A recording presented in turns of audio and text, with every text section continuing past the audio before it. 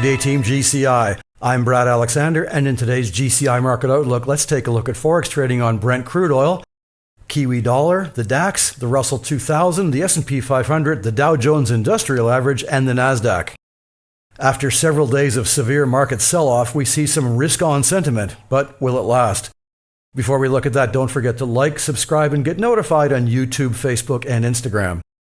Everything in this video and all our videos is purely observational and does not constitute trading advice.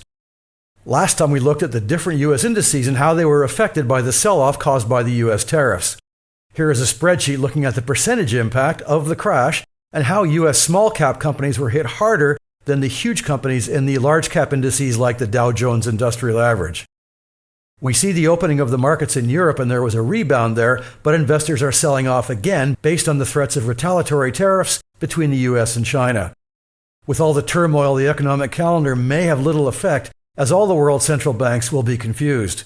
But we have an interest rate decision Wednesday in New Zealand where we expect a 25 basis point drop. If that doesn't happen, we may have some volatility to trade. Every chart with New Zealand dollar pairs shows similar volatile price action, so look for sudden moves against the trends. We also have speeches from major central banks which, under the circumstances, should move the markets. We have New Zealand, Japan, and the US tomorrow and Australia Thursday. Thursday and Friday we have more US news, but there is no guarantee that these will move the markets. We are seeing volatility in the crude oil markets as both WTI and Brent crude fell to lows not seen for over 4 years.